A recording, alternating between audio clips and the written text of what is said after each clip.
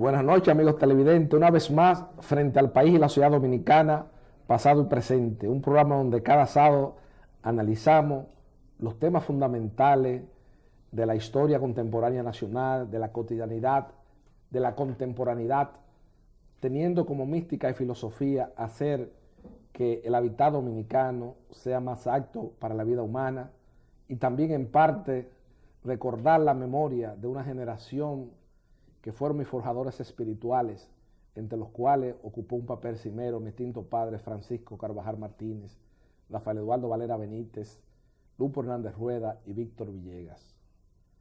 Pero esta noche, y precisamente por constituir un tema medular en el desarrollo y la regulación del desarrollo de las fuerzas sociales y productivas de la ciudad dominicana, vamos a hablar sobre un tema fundamental, un tema que es el tema en boga en la ciudad dominicana y se refiere a la reforma del Código de Trabajo en la República Dominicana. Un tema que indudablemente necesita que la persona que vaya a exponer con claridad ante el país esté investido de los crisoles necesarios, de eso diríase, de la cultura vivencial, como yo he reiterado en muchas ocasiones, que hablaba el doctor Marañón en su lúcida y emblemática biografía Tiberio, la historia de un resentimiento. Porque una de las grandes tragedias nacionales, y que yo lo he expuesto en todo este trayecto de pasado y presente, y en las entrevistas que me formulaba el historiador y periodista don Víctor Grimaldi, una de las grandes tragedias dominicanas, indudablemente, que tenemos mucha gente, muchas voces disgregadas opinando en la República Dominicana sobre temas trascendentes, sin tener la calidad, la capacidad y los crisoles necesarios para aportar ideas claras en el debate que ha surgido sobre un determinado tema. Y precisamente el tema que tenemos esta noche en boga, en pasado y presente, es la reforma al Código de Trabajo en la República Dominicana, que ha esgrimido un sector del empresariado bajo el eufemismo o bajo el postulado de que hay que modernizar la legislación laboral dominicana.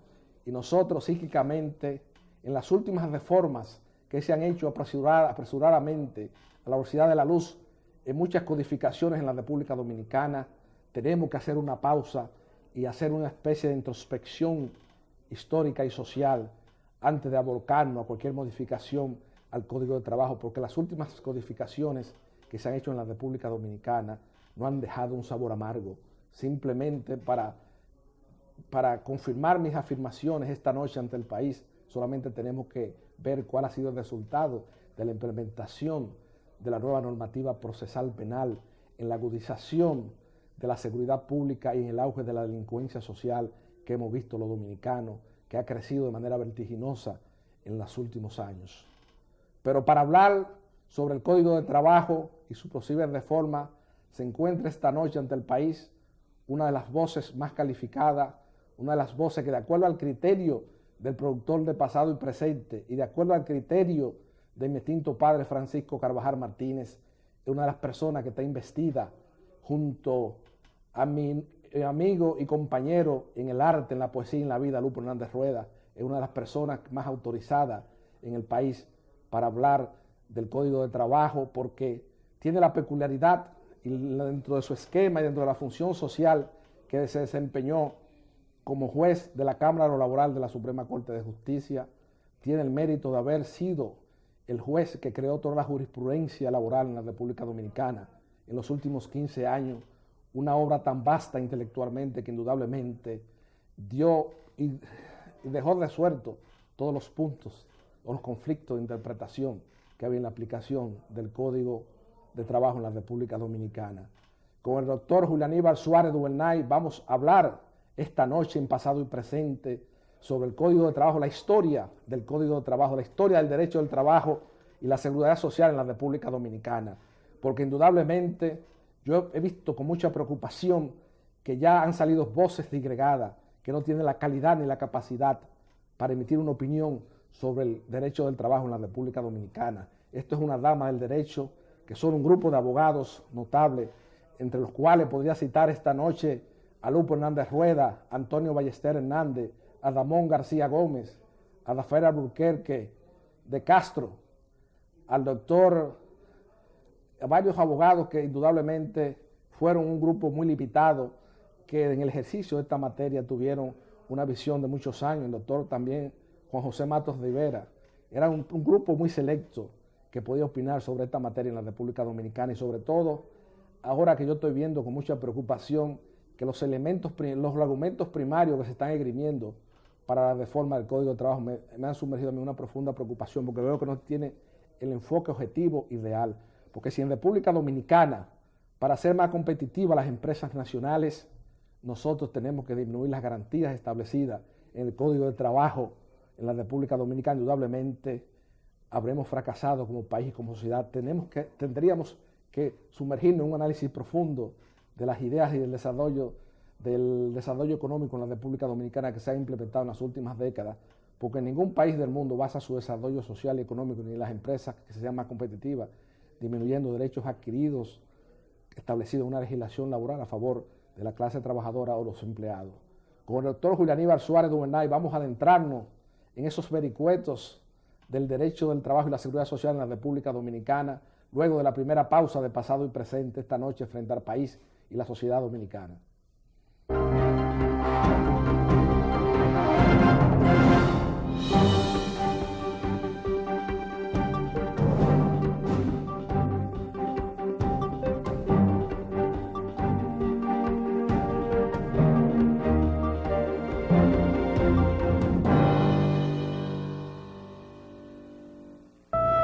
Para tener una mejor nación es preciso imaginarla distinta. Necesitamos un caudal de transformaciones. Nos viene bien un cambio de actitud. Asumamos el reto actuando con responsabilidad. La cita con la educación no admite demora. El amor al estudio empieza por casa. Daremos color a nuestros sueños, mostrando al mundo nuestros valores como pueblo. Grupo León Jiménez, por una mejor nación.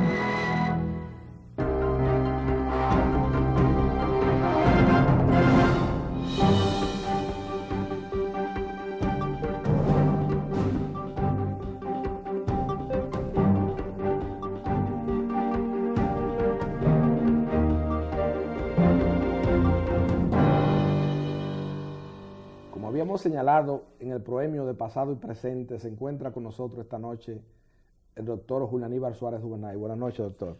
Buenas noches, Carvajal. Me siento muy complacido de estar presente contigo aquí, sobre todo con la introducción que tú haces de mi presentación. Me trajo muchos recuerdos porque me recordaste esa persona que para mí significaron mucho, como es doctor Víctor Villegas, Lupo Hernández Rueda, que fue mi gran maestro, Valera Benítez, tu papá, que es un punto de referencia siempre en cualquier conversación jurídica. Y observe lo siguiente, algo tan simple así. Cuando tú mencionaste del trago amargo que ha significado las codificaciones por un elemento particulares que no han sido autóctonas, fruto del pensamiento jurídico dominicano, sino que ha venido algo foráneo. Recuerdo una expresión que decía tu papá, con ese sentido práctico que tenía. Era la época en que todo el mundo estaba esperando la revolución. Todo el mundo creía que la revolución iba a llegar. Y tu papá decía con mucha sabiduría, pero con mucha gracia, porque tu papá tenía esa característica del sabio como atractivo. ¿Sabes? Que el sabio generalmente es circunspecto, difícil de llegar, pero tu papá era un tipo sabio, mucha sabiduría, que le exponía con tanta gracia, con tanto gracejo, que la hacía más asimilable. Y él decía, no, porque aquí todo el mundo está esperando la revolución, pero la revolución aquí no va a llegar con Tchaikovsky ni con Beethoven, es a ritmo de merengue. Claro. ¿Qué quería decir él? Tenemos que, todo lo que se vaya a hacer aquí es sobre la base de nuestro criterio, de nuestro conocimiento, de nuestra vivencia, de la idiosincrasia del dominicano. Claro. Y por eso pasa no tan solo con las legislaciones, no con las codificaciones. Aquí se hacen cualquier conflicto que haya de medio ambiente, se recurre a técnicos, a las Naciones Unidas para que determine si la Miranda son se pueden ejecutar, se pueden trabajar en ello o no. Y una serie de recursos que los tenemos nosotros, Claro. no se utilizan y se recurre al extranjero. Eso pasa mucho con la legislación. El Código de Trabajo, aunque también tiene su influencia, es decir, nosotros no somos los que hemos inventado el derecho, ni mucho menos, tiene su influencia en la legislación extranjera, pero fue producto de un consenso nacional, una época muy determinada por crisis, sobre todo lo que era la ausencia o dificultad de la libertad sindical, forzó en cierta forma al gobierno dominicano a modificar el Código de Trabajo sobre la base de ampliar los derechos de los trabajadores. Entonces, eso fue producto de mucha discusión. ¿Usted se refiere a la reforma laboral del 92? La reforma del 92, que es la que produce Claro. el actual Código de Trabajo, que es el que se está... Pero yo tengo entendido, don Julio Aníbal Suárez, que la consecuencia directa de la reforma del 92, y yo he hablado eso con Lupo en muchas ocasiones, y que precisamente hago esta acotación esta noche ante el país, aprovechando su presencia, porque indudablemente ya en el trayecto final, en el crepúsculo de su vida, mi extinto padre Francisco Carvajal Martínez siempre cuestionó de que por usted no formó parte de esa comisión que iba a revisar el Código de Trabajo en la República Dominicana del año de 1992. Y yo siempre recuerdo en esas conversaciones que sostenía siempre de manera vespertina con Lupo Hernández Rueda y con el poeta José Manuel Glass Mejía, y el doctor Rafael Alburquerque de Castro, que asistía esporádicamente a la oficina de Lupo en la tarde. Prácticamente por la velocidad y por el apresuramiento que había de ciertas presiones de organismos internacionales, lo que se hizo prácticamente con muy hondosas excepciones en la reforma del 92 fue poner en vigencia la parte procesal del Código Trujillo de Trabajo e integrarle algunas decisiones, por ejemplo, del contrato de realidad, como uno de los enunciados fundamentales del nuevo código, la nueva reforma. Y Lupo siempre se quejaba de eso, de que no se le dio la oportunidad necesaria para hacer una reforma integral. Con relación a mi participación en la discusión del código, debo señalar que si bien yo no formé parte de esa comisión redactora del anteproyecto, sí tuve una participación muy activa y se puede decir que fui el cuarto miembro oculto de la comisión porque yo representé al movimiento de los trabajadores. Pero yo me refería... Lo que quiero decirte es que me tocó mucha parte del contenido del código de producto de mi redacción. Así como fue una discusión consensuada, se hacían planteamientos y propuestas, y muchas de esas propuestas que yo redacté están consignadas en el código. Claro, ni remotamente me considero autor del proyecto del código actual, pero tengo una participación. Mi papá se refería, era porque en ese momento, y de acuerdo al criterio de él, ya en el crepúsculo de su vida, como yo he señalado, él entendía que las 3 personas más autorizadas, y esto lo hago esta noche como una especie de reconocimiento y un acto de justicia a su persona, que usted era la persona más indicada para formar la comisión redactora ante el proyecto del nuevo Código de Trabajo conjuntamente con Lupo Hernández y Rafaelito Alburquerque, que ese era el criterio que él tenía personal. Yo le agradezco mucho, a tu papá le agradecí mucho porque siempre me trató con mucha deferencia y mucha distinción. Tuvimos una participación muy activa en los tribunales. Tu papá tuvo una participación activa, muy activa en los tribunales laborales. Llegó a tener muy buen dominio también de la materia. Él conocía cómo se manejaba el asunto. Ciertamente tú sabes que en ese tipo de comisiones tiene su contenido político. Claro. Y cuando hablo político no me refiero a partidarios, no, políticos, personas que tengan una representación política, de cierto peso político, y se toman en cuenta, aunque necesariamente no sean los únicos que existieron. Pero no hay ninguna duda de que esa comisión hizo un gran trabajo. Hizo un gran trabajo, presentó un proyecto muy completo. Ahora, y es de lo que se queja Lupo y seguro se ha quejado contigo, se distorsionó mucho el proyecto original. Con lo que el trabajo de la comisión se distorsionó, porque aquí vinieron los intereses políticos y de los partidos políticos. Yo recuerdo que en una sesión de esa llegó un grupo de diputados a la comisión a discutir y uno dijo, estas sociedades son dirigidas por los partidos políticos y mi partido político no permite que tal sector resulte perjudicado. Oye, el criterio, es decir, así es que tú eres político, realmente. Claro. Entonces, hubo mucha distorsión, hubo la salida normal de las negociaciones, tú me das algo. Entonces, muchas veces el aspecto jurídico se fue pasa a un perdiendo. segundo plano. Incluso el aspecto del procedimiento. Yo te digo algo muy simple, que Lupo Orlando lo critica con el caso del desahucio. En el caso del desahucio, el Código de Trabajo señala que no es posible ponerle fin al contrato de trabajo del desahucio cuando el contrato está suspendido por una causa inherente a la persona. Entonces Lupo critica, ¿qué significa eso de que una causa inherente a la persona? Lo que es inherente es propio de la naturaleza, es decir, el hecho de que alguien esté preso y no pueda prestar su servicio es una causa que se puede decir que es inherente a la persona. Es decir, estar preso no es una causa inherente a la persona. Es un hecho que ocurre por encima de la persona, aunque afecte a la persona. Y ese es un detallito simple. Porque con Lupo, incluso hay disposiciones del código ahí que no tienen como padrino. No tienen padrino porque no se sabe quién fue que propuso tal disposición.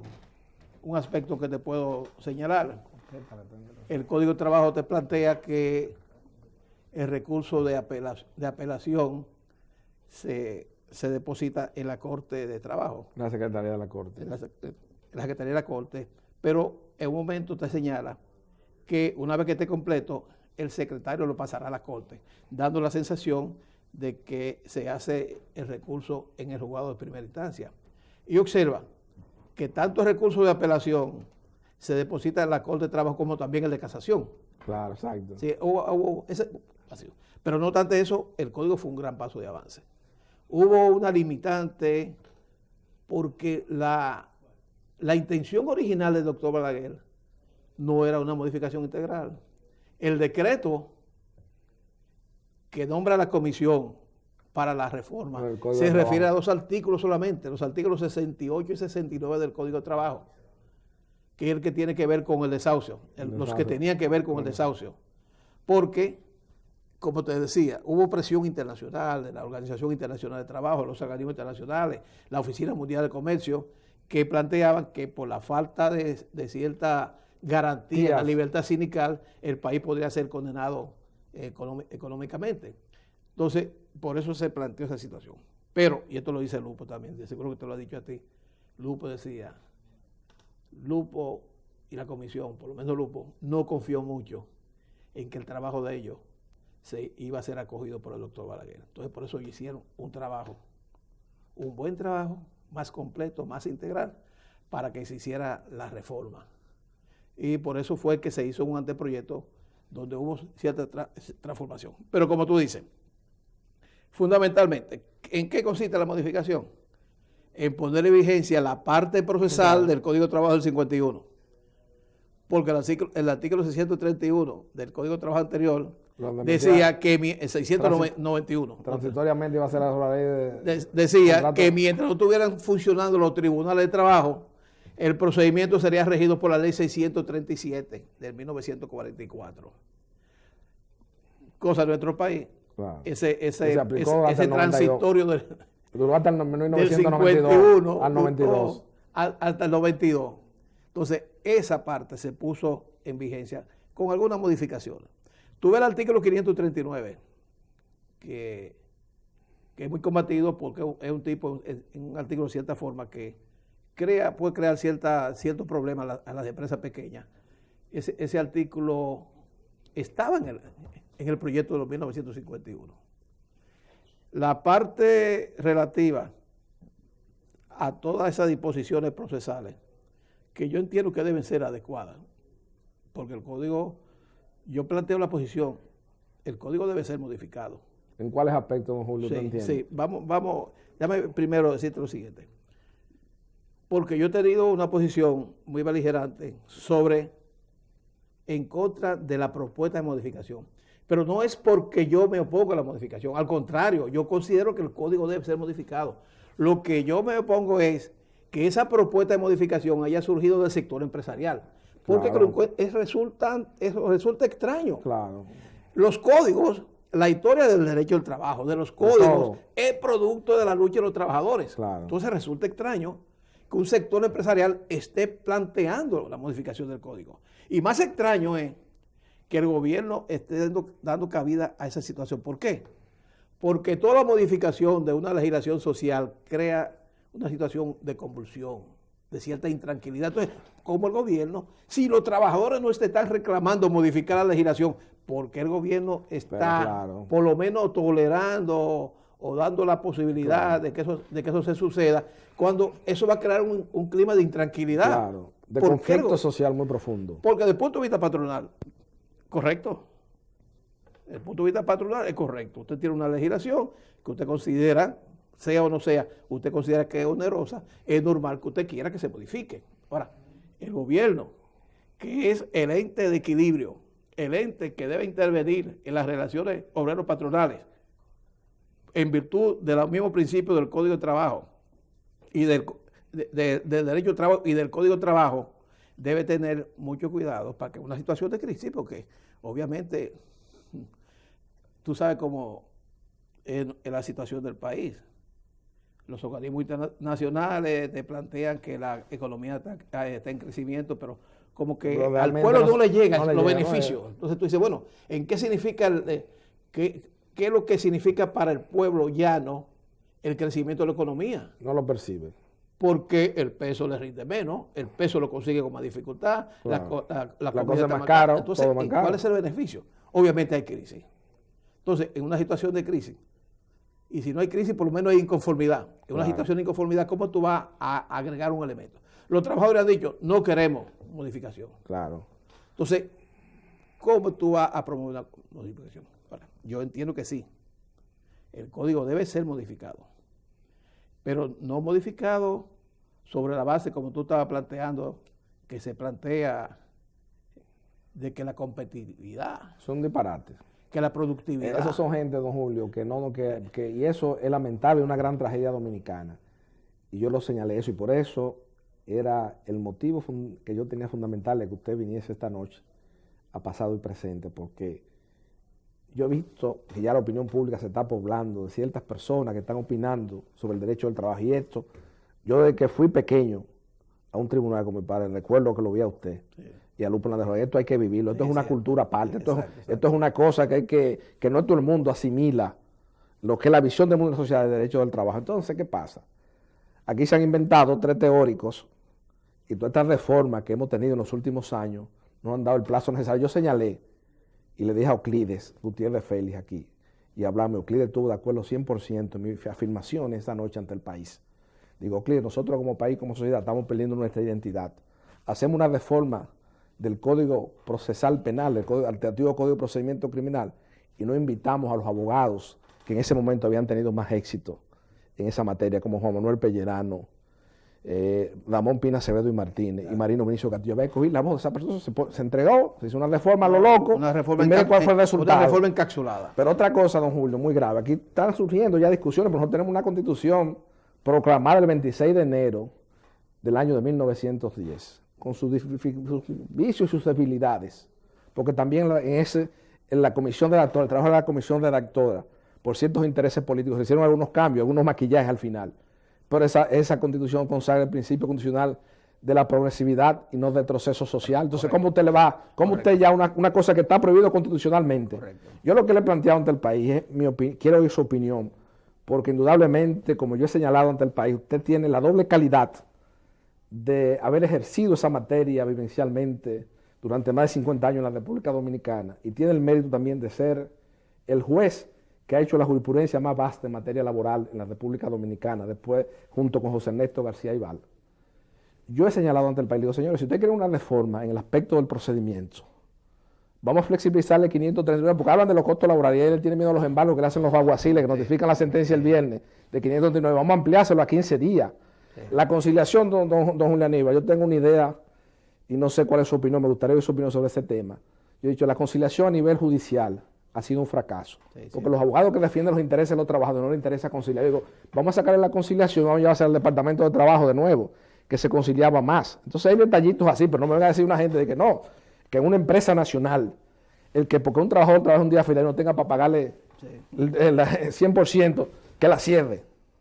Porque eso no, aquí así, en base a eso, y Danilo Medina como presidente de la República no se va a tirar esa canana de que ese fardo dominoso que en la historia contemporánea nacional sea, políticamente nadie se lo va a tirar esa cuestión. Entonces, ¿qué es lo que yo he dicho a la gente, los empresarios? Señores, el aspecto que ellos se quejan de los costos laborales no es de que usted le pague, que una gente que trabaje con usted no le pueda dar 30 o 40 mil pesos de galo, si es de esa compañía, porque eso no ha ascendido fruto. Entonces, yo le digo, vamos a facilitar el aspecto del procedimiento, de la conciliación. Sí, lo que pasa con eso, mira, aquí el empleador y los trabajadores también tienen un criterio muy economicista. Si los trabajadores no, tú representas a un trabajador discutiendo una negociación colectiva y tú le planteas a un trabajador, como se planteaba anteriormente, la necesidad de establecimiento de un seguro de vida o un seguro de salud, y ellos te abandonaban esa idea por un aumento salarial. Sí, no, tienen un criterio muy economicista. El empleador también lo tiene.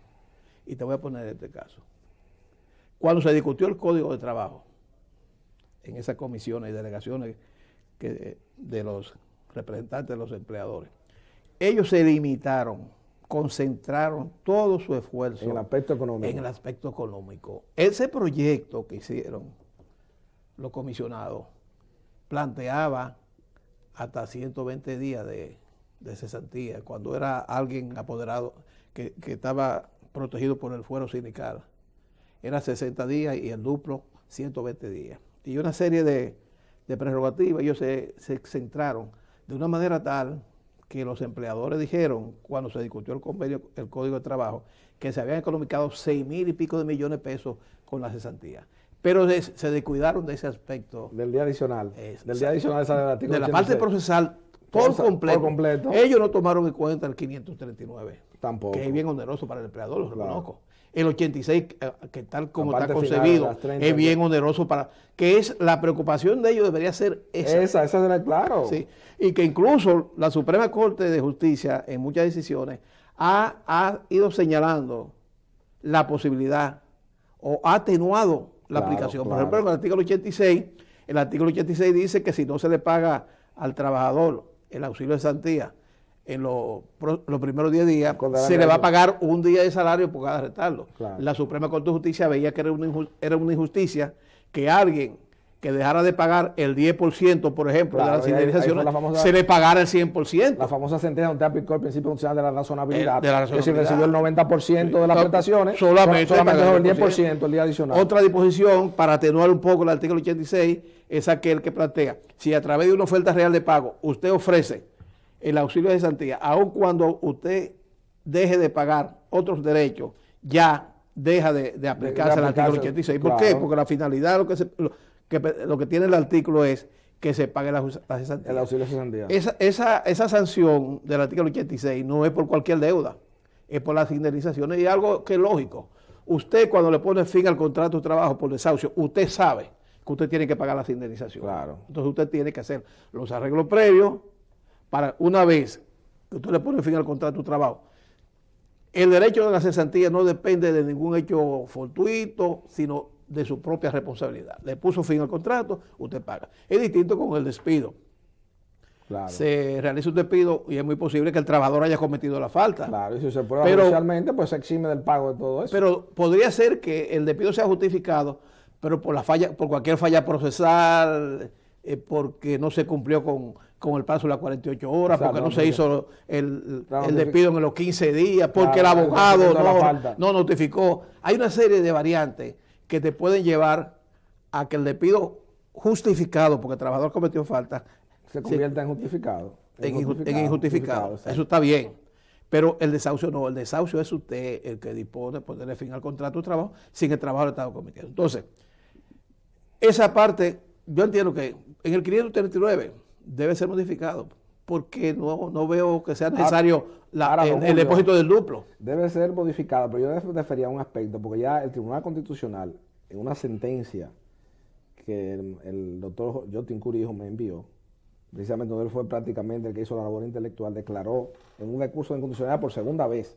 No entiendo por qué se conoció, porque ya eso estaba dentro del bloque de constitucionalidad, que ya se había decidido anteriormente. Sí. Y tenía la autoridad de cosas y de vocalmente uno había que revisar eso, no, pero se revisó y se mantuvo el mismo criterio de la constitucionalidad del 539. Entonces, ¿qué es lo que nosotros hemos señalado? Vamos a buscar una no, vía. pero yo no digo que sea inconstitucional. No, yo sé, no, pero yo me Yo lo que digo no, que yo sé. una cosa es que sea No, que sea una inconstitucional no, pero que yo y me otra cosa es que no, se modifique. No, yo entiendo perfectamente. Sí. Yo lo Porque que, yo lo que el digo, don Julio, que hay un grupo de personas que están abogando que por vía legislativa se elimine el 539. Yo no estoy de acuerdo con la eliminación del 539.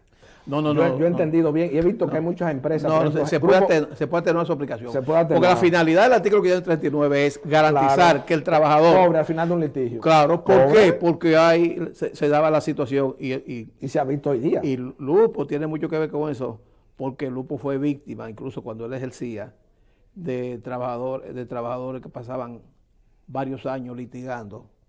Y cuando tenían ganancia de causa, porque la empresa desaparecía. No, exacto. En el área de la construcción, es por eso ahora mismo. en el área de la construcción, los ingenieros construyen una compañía por acciones, por una obra.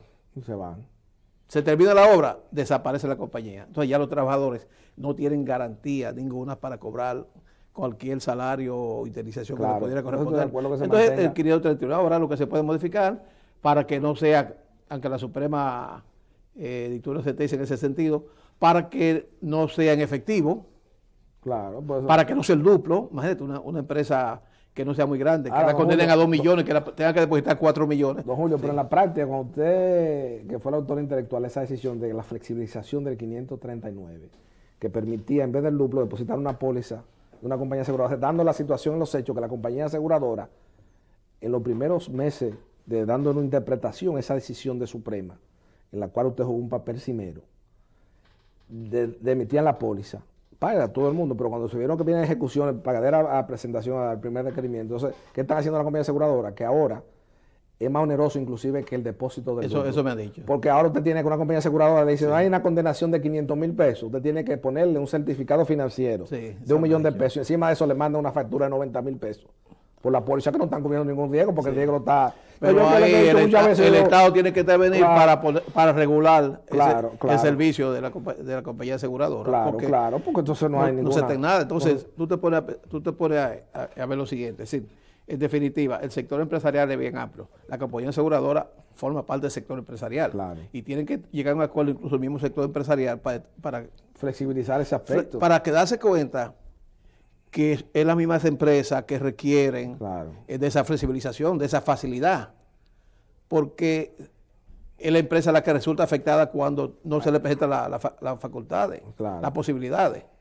Entonces, el plazo debe de ser un plazo mayor para el depósito, porque es cierto, hay abogados que no tienen condiciones para soportar un recurso de apelación, y son los llamados a acabar rápido. Sí, exacto. Son estos abogados que consiguen una sentencia y en base a 539 te hacen un embargo escandaloso, como ha sucedido en muchas ocasiones, que un hotel que hicieron un embargo con los turistas ahí, con los huéspedes, en el momento que había una reunión, como una forma de forzar las reglas. Todo eso se puede regular, todo eso. Pero observa tú, cómo se está regulando la parte procesal, dejando lo sustancial primero.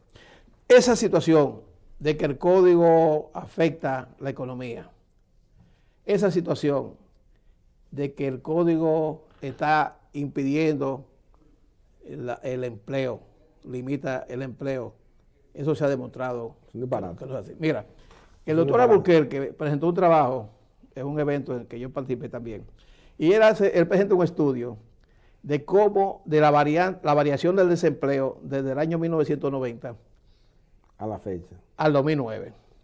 En el año 1990 había un 20% de desempleo. El Código de Trabajo apareció en el 92. Y en el 2000 el desempleo estaba en 13.9. Es decir, que el Código no produjo el aumento de desempleo.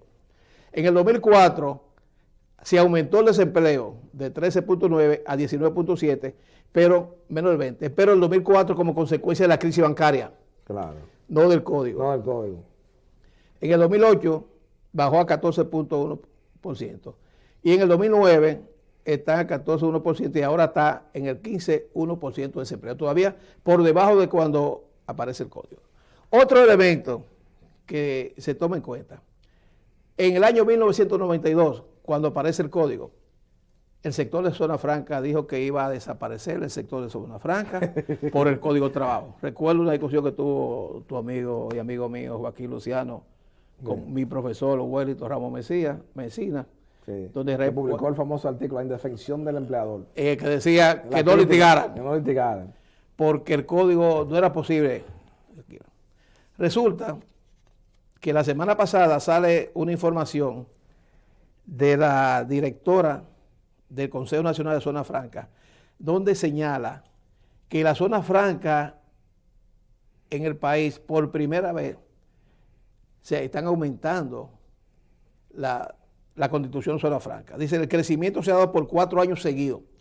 Y está planteando ella que se creen mecanismos para que el país esté en condiciones de recibir todas las zonas francas que están viniendo. Así, hay un incremento en la constitución de zona franca. Claro. Y está el mismo código de trabajo. Está el mismo código. Entonces se descarta de que ese código de trabajo tenga ese efecto de evitar el progreso de la empresa. Ahora, también se dice que el código de trabajo es el que está incrementando el trabajo informal. El trabajo informal, lo que sucede es, como decía Baltasar Cavazo Flores, que era un abogado que vino mucho aquí, claro, Baltasar, del sector famoso, empresarial, famoso. Eran los empresarios que lo traían. Y Efren Córdoba, ¿se acuerda la OIT que habló del trabajo atípico, del trabajo informal? Y tú sabes lo que decía Baltasar Cavazo Flores. Muy amigo de Lupo. Que el problema de muchos empresarios es que están a nivel de salario mínimo. Y Cavazo Flores decía, el empresario que está a nivel de salario mínimo, que incluso se está oponiendo al aumento del salario mínimo, no merece ser empresario. Porque en todas las empresas, el gran regocijo, la gran honra del empleador no es pagar salario mínimo, es que sus condiciones estén muy por encima del salario mínimo. Claro. Entonces tú encuentras que el país se pasa 3 o 4 meses discutiendo. Un año entero. Discutiendo el salario mínimo. No el aumento del gerente, no es el aumento del trabajador que tiene un salario mínimo. No, el salario mínimo, que está a nivel de 9,000 pesos. Se llegó a un aumento de 14% sí. Y se llega a 11,000%. Ahora, esa misma situación de 3 meses luchando los trabajadores por el salario mínimo y solamente lograr el 14%, te revela la otra cara de la moneda. La debilidad del movimiento sindical. La atomización del dirigente sindical. Los dirigentes sindicales. La falta de representatividad de los dirigentes. El proceso de involución, Lupo lo habla en la negociación colectiva en Santo Domingo, el proceso de involución. Entonces, es un movimiento sindical que ni siquiera puede reivindicar, no puede reivindicar el 15% del salario mínimo. Claro. Entonces, por eso el movimiento sindical se opone a la modificación. Porque si el movimiento sindical se le plantea discutir una nueva legislación, la parte buena del código va a desaparecer. Porque la meta original de lo que se ha visto es que el sector empresarial quiere eliminar el auxilio de cesantía. Y hay otra confusión, se confunde la cesantía con la seguridad social, y con que son 3 conceptos diferentes. Eso es otra cosa que muestra, tiene razón de ser diferente. El auxilio de cesantía tiene un efecto indemnizatorio por el hecho de que la ruptura del contrato de trabajo, por el caso abusivamente, por eso se le conserva al empleador el derecho de ejercer el desahucio sin explicar los motivos. Como dice Rafaelito, muchos autores, está bien, vamos a eliminar la cesantía, pero elimina el desahucio. Y yo digo, la cesantía no hay que eliminarla porque está a cargo del empleador disponer cuando otorga la cesantía. Claro. Si usted no ejerce el desahucio, si un trabajador te está cumpliendo a ti con todas tus obligaciones, te está generando riqueza, ¿por qué tú tienes que salir del trabajador? Ahora, si comete una falta, tú le pones términos y la ley establece eso. Entonces, se está planteando eliminar la cesantía por un seguro de desempleo. La ley de seguridad social plantea la necesidad de que los sectores sociales, Estado, trabajadores y empleadores, lleguen a un acuerdo para reglamentar el seguro de desempleo, pero en modo alguno, la ley no dice que el seguro de desempleo va a sustituir la cesantía. Porque el mismo código, todos forman parte de la reforma del 92. Exacto. No, si uno dice que uno va a excluir al otro, eso está claro. Son desde los disparates que uno oye aquí, que tanta gente, don Julio, opinando. Pero además, sin crisol y sin entender lo que es la naturaleza del derecho del trabajo. El seguro de desempleo tendrá un tiempo muy escaso, muy limitado. El artículo 465 y 66 del Código de Trabajo establecen lo que se llama la garantía de los créditos laborales. Originalmente el proyecto, los proyectistas señalaron que era un fondo, el establecimiento de un fondo para que el empleador, cuando le pusiera término al contrato de trabajo de un trabajador y no tuviera recursos, ese fondo garantizara hasta un año de indemnizaciones. O 4 meses de salario si la empresa quebraba. Claro. Pero el mismo Código de Trabajo dice que esa disposición estará vigente, no el fondo ya. Los empresarios se opusieron diciendo que el fondo iba a ser una tributación nueva y que además iba a ser un seguro social más, que el gobierno iba a manejar eso y posiblemente tuvieran mucha razón. Ese es el ejemplo que nos dan, los estados cuando ese tipo de organismos. Pero el Código de Trabajo dice que esa disposición entraría en vigencia cuando las partes se pusieran de acuerdo a través de una reglamentación. El Código de Trabajo tiene desde el año 92 y ese acuerdo no ha existido. Nunca. Es decir, ese seguro de desempleo, en cierta forma, está previsto en el mismo código. No seguro de desempleo, sí, pero ese auxilio por el desempleo frente a una empresa que que no esté en condiciones de pagar por insolvencia las indemnizaciones laborales o 4 meses de salario está concebido en el Código de Trabajo. Entonces, por eso, tampoco veo que sea una salida la eliminación de la cesantía por el desempleo. Don Julio, yo quería preguntarle a usted, ¿cuál es la opinión con relación a la conciliación, ya hablando del procedimiento? ¿Usted es partidario de que la conciliación vuelva al Departamento de Trabajo o usted prefiere que se quede en los tribunales? Yo no soy partidario que vuelva al Departamento de Trabajo porque tengo mala experiencia. Hubo una situación muy irregular ahí, pero tengo el mismo criterio tuyo en cuanto al fracaso. Sí, te voy a decir por qué se conciliaba. Numéricamente se conciliaba más. Sí, te voy a decir por qué, que es lo que yo estoy planteando ahora que se modifique. Se conciliaba más porque la conciliación en la Secretaría de Trabajo se convirtió en un negocio. Había un conciliador y que estaba en combinación con algunas empresas, podría decir hasta el nombre, con algunas empresas. Las empresas le ponían fin al contrato de trabajo, no le pagaban las indemnizaciones para entonces transar en la Secretaría de Trabajo. Okay. Y ahí había el manejo. Sí, ahí estamos. Entonces, pero antes eso se podía hacer porque no existía el artículo 86. Pero ¿qué resulta? Que como existe el artículo 86, a medida que pasa el tiempo, la situación al empleado se torna más onerosa. Más onerosa. Como la conciliación ahora está ya dentro de la demanda, es decir, es parte del proceso judicial. Primero se hace la demanda y después la conciliación, que es lo contrario a lo que se hacía antes. La conciliación era previa a la demanda. Ahora es previa al conocimiento de la demanda, pero con posterior a la demanda. Entonces, ya cuando hay una conciliación, ya hay una demanda y hay la actuación de un abogado.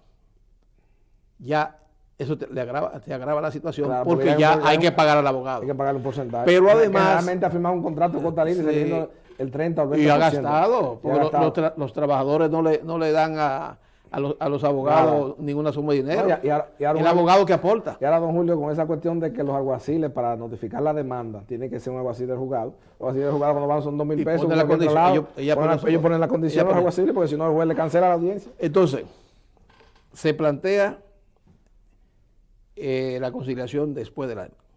Como es después de la demanda, se aplica el artículo 95, que señala que si el despido se declara injustificado, el empleador tendrá que pagar un día de salario desde el momento de la demanda hasta que hubiera sentencia definitiva, sin exceder de los 6 meses. Anteriormente, con el sistema anterior de la conciliación, el artículo 95 no se aplicaba porque no había demanda todavía. Ahora hay demanda. Hay demanda, exacto. Es otro aspecto. Otro aspecto es que la conciliación se está haciendo en la sala de audiencia, con la presencia de abogados. El abogado no es un ente conciliador, al contrario, de confrontación. De ninguna de las dos partes. De litigiosidad. No, ninguna de las dos partes. Al contrario, muchas veces el abogado trabajador que no quiere la conciliación. Claro, porque pensando en el artículo 86. Exacto, y en el 539. En el 539. Y consideran que tienen una alcancía ahí que cada día se le está echando un salario ahí. Sí. Y el ambiente en la sala de hoy. Entonces, ¿qué es lo que nosotros hemos planteado? No volver a la Secretaría. No, que siga siendo judicial, pero con una disposición que los honorarios comenzarán a partir del levantamiento del acta de conciliación. De no acuerdo. De no acuerdo. Si hay conciliación, ahí se terminó todo. Ahí el abogado sabe que si se levantó el acuerdo ya no tiene derecho a nada. Es como cuando un abogado busca a una cliente y dice, bueno, yo te voy a buscar, sí. Yo creo que tú me aconsejes. Y muy buena, tú no me vas a pagar nada a mí, yo no te voy a pagar, pero si hay un litigio, tú lo vas a llevar. Julio, yo creo que usted sepa que es una excelente observación que usted ha hecho esta noche ante el país. Porque yo he podido observar que muchas veces no se levanta tanta conciliación porque ya no es que hay una discusión en la audiencia de conciliación sobre el monto de la prestación, sino sobre los honorarios del abogado. Eso se resuelve. 90%. También se resuelve con esa disposición. Con esa disposición y con otra más. Porque como la conciliación se puede hacer en cualquier estado de causa, puede ser, bueno, pasó la audiencia de conciliación, en la próxima audiencia, cuando se va a discutir el caso, las partes llegan a un acuerdo. Una disposición, y eso no hay que modificar la ley para eso, el juez lo puede hacer dentro de sus facultades.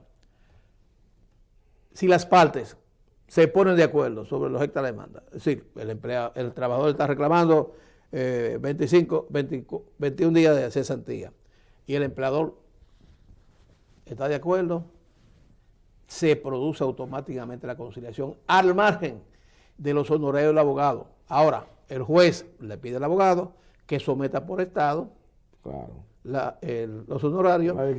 Tú sabes que aunque muchos abogados a veces están pidiendo, en un evento que yo fui, donde participaron empleadores, una señora que participó por la representación de Santiago, señalaba, es que yo quería llegar a un arreglo con un trabajador, y su abogado me pidió 200,000 pesos. Exacto. Hombre, una locura, don Julio. Pero a margen de la ley del Estado de cotas y honorarios. El juez tiene que ponerle costo. El juez tiene que ponerle costo. El juez tiene que decir, no, usted tiene derecho, porque es un derecho legítimo. Que sea obsoleta la ley. Usted tiene un derecho de recibir honorario. Sométeme a un Estado. Ya. Eso no va a dar más de 1,000 pesos, sí, o 2,000 pesos, si acaso. Si acaso. Entonces, esa es una disposición. Lo mismo que el juez puede disponer que la conciliación se celebre a puerta cerrada. Claro. A puerta cerrada. Es decir, hay una serie de medidas que podrían, pero obviamente, ahí también viene el asunto de la dirigencia sindical. Cuando se ideó la constitución de los tribunales con delegados sectoriales, con representantes sindicales y de los empleadores, se pensó que el movimiento sindical tuviera, si se quiere, un ojo avisor, es decir, que los trabajadores tuvieran un ojo avisor para que vieran el manejo de los tribunales. Entonces, no se han preocupado por preparar los conciliadores. Nada. Se han descuidado de eso. No le dan importancia a eso. Los mismos jueces también tienen la culpa, porque los jueces no le dan categoría a los vocales. No le dan la categoría que tienen como un elemento de conciliación. Entonces, no le dan participación. Los vocales son nulos. Incluso muchas veces, otra disposición que se puede tomar en cuanto a la conciliación es, porque muchas veces una audiencia no pasa porque el conciliador no va, el vocal no va, que se establezca una disposición donde se señale que el tribunal puede funcionar sin la presencia de cualquier vocal si se determina que fue debidamente notificado. Claro, porque eso es una causa de muchos envíos. Sí. Bueno, amigos televidentes, estamos sosteniendo en esta tribuna de pasado y presente una interesante conversación sobre las posibles modificaciones al Código de Trabajo de la República Dominicana con una voz autorizada como la del doctor Julio Aníbal Suárez Duvernay. Ahora vamos a entrar en la segunda pausa de pasado y presente para luego continuar este conversatorio sobre un tema trascendente para el desarrollo de las fuerzas sociales en la República Dominicana, como es la legislación de trabajo y de la seguridad social.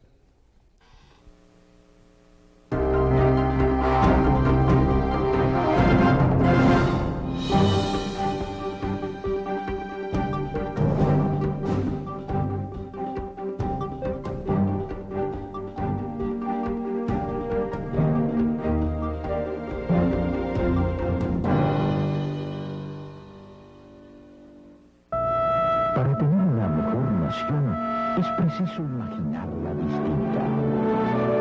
Necesitamos un caudal de transformaciones. Nos viene bien un cambio de actitud.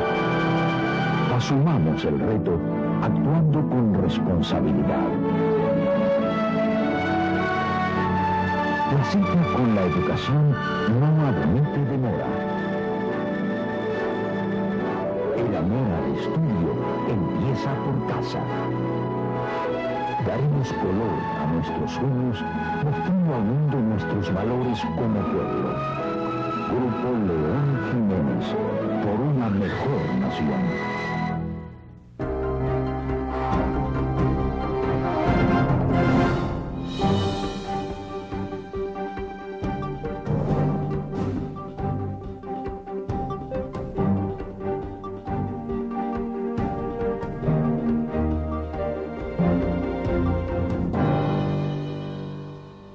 Continuamos esta noche en esta tribuna de pasado y presente, conversando con una voz autorizada como es la del doctor Julio Aníbal Suárez Duvernay. E indudablemente, al comparecer el doctor Julio Aníbal Suárez Duvernay esta noche, evoco una de las tesis fundamentales que planteó mi extinto padre Francisco Carvajal Martínez y que fue recogida por ese guía intelectual de varias generaciones de abogados y periodistas dominicanos, como fue el presbítero Oscar Doble Toledano, donde mi padre planteaba que una de las grandes tragedias dominicanas era precisamente que en esa apertura que se iniciaba ya en el crepúsculo de su vida, había muchas personas que estaban en República Dominicana emitiendo opiniones sin tener los crisoles necesarios.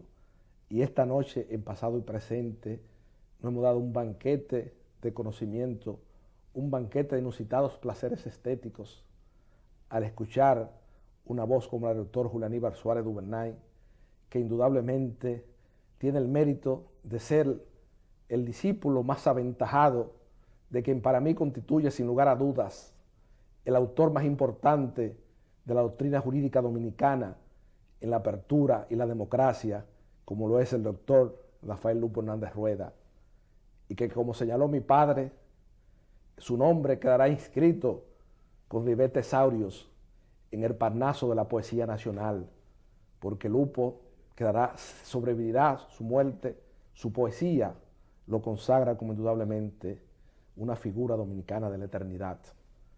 Y ya al término de pasado y presente, queríamos preguntarle al doctor Julio Aníbal Suárez Duvernay, investido de los crisoles que yo he señalado, de un tratadista importante de la doctrina jurídica dominicana y que la vida le dio la oportunidad de resolver casi en su totalidad todos los problemas de interpretación del Código de Trabajo en sus funciones jurisdiccionales como juez especialista laboral en la Suprema Corte de Justicia.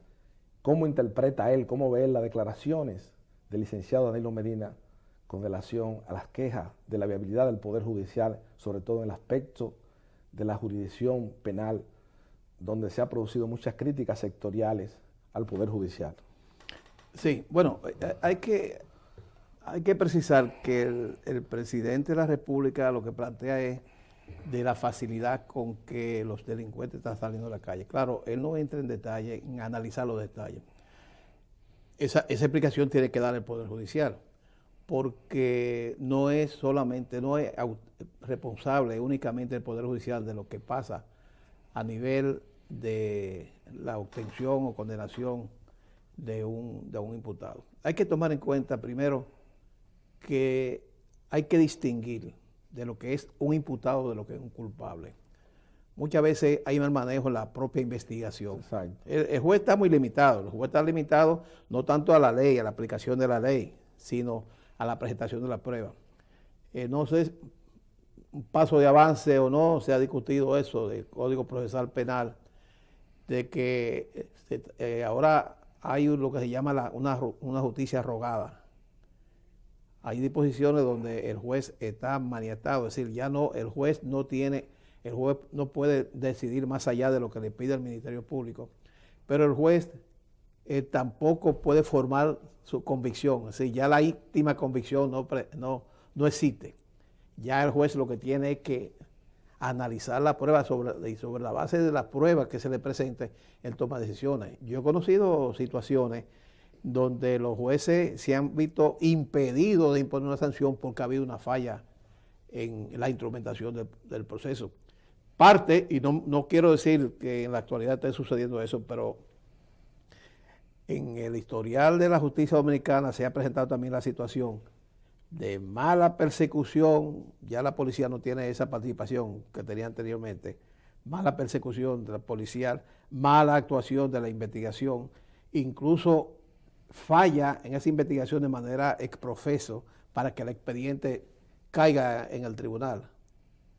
Mientras el Ministerio Público actúa y apodera al tribunal, la persona ve, bueno, el Ministerio Público cumplió, desde fuera se ve, cumplió con su misión, apoderó al tribunal, pero desde fuera no se ve si ese expediente está bien fundamentado o no. Yo entiendo que sí, que hay que ser muy cuidadoso. El Código Procesal Penal, de la parte, en cierta forma, que falla es cierta rigurosidad en la forma. Cierta rigurosidad que lo persigue ciertamente es garantizar que los inocentes no sean condenados. Pero hay disposiciones que deben ser modificadas para evitar un poco la salida a la calle de algunas personas que eventualmente podrían ser culpables. Hay que tomar en cuenta, y es un elemento a tomar en cuenta para la modificación del código, y es que la propia Constitución de la República establece que la medida de coerción consistente en la privación de libertad es una medida excepcional, porque el estado natural del hombre es la libertad. Y la Constitución patrocina, preconiza en toda forma la libertad. Por eso muchas veces el juez se ve en la necesidad, exacto, de poner en libertad, porque no se presenta en el elemento. Pero hay situaciones que los jueces, hay algunos jueces que son muy ligeros con la libertad, eso es cierto, porque hay personas que son reincidentes, que son sometidas en varias ocasiones y no se consigue que no se busca un mecanismo, hay que buscar el mecanismo apropiado para que esa persona permanezca en prisión. ¿Cómo no? Sí. Bueno, lamentablemente, don Julio Aníbal, hemos llegado esta noche al final del espacio de tiempo que es pasado y presente, una especie de cenáculo histórico donde se discuten los temas fundamentales de la sociedad dominicana, y al final de esta conversación franca, abierta y coloquial que hemos sostenido esta noche frente al país, quiero manifestarle a usted mi sentimiento de admiración hacia su persona, porque indudablemente en el desempeño de sus funciones jurisdiccionales, usted fue un juez que se desempeñó con una profunda honestidad e independencia de criterio en la República Dominicana. A mí me consta que participé en muchos procesos judiciales importantes, y usted es una persona que en sus funciones jurisdiccionales se desempeñó con una seriedad, y que yo entiendo y manifesté en esa ocasión ante el país de esta tribuna de pasado y presente, cuando se convocó el Consejo Nacional de la Magistratura del doctor Leonel Fernández Reina, que yo muchas veces, como señaló don Juan Ducudrey, lo admiro porque sabe cultivar el difícil arte de la sencillez. Entendí que ese es un fardo ominoso que las futuras generaciones le cuestionarán sobre su destitución por ser un juez independiente, un juez honesto en la República Dominicana, y al final de pasado y presente, como una función fundamental de este programa, independientemente de ser un cenáculo histórico donde se discuten las ideas fundamentales de la historia contemporánea nacional, quiero manifestarle mi admiración y reconocimiento del país dominicano, que tiene una conciencia crítica depurada, porque usted, como reitero en sus funciones jurisdiccionales, se desempeñó con mucha idoneidad y con mucha independencia. Muchas gracias, Carvajal, para mí de mucha satisfacción. He sentido dos satisfacciones muy grandes, eso que tú acabas de decir, pero además, es decir, como me ha emocionado mucho la forma como tú hablas de tu padre. Claro, ese cariño, esa admiración que tú le tienes, que se la tiene doblemente como hijo y como ciudadano, porque Carvajal era muy admirado. Ya quisiera yo que los hijos míos me admiren como tú admiras a tu padre. Gracias. Bueno, amigos televidentes, lamentablemente ya hemos llegado al final del espacio de tiempo que es pasado y presente, y solo me resta al país y a la sociedad dominicana darle las gracias, reiterarle las gracias por elegir una vez más pasado y presente con su programa favorito, donde se discuten los temas fundamentales, los temas trascendentes que tienen que ver con coadyuvar a que el hábitat dominicano sea más apto para la vida humana. Buenas noches, amigos televidentes.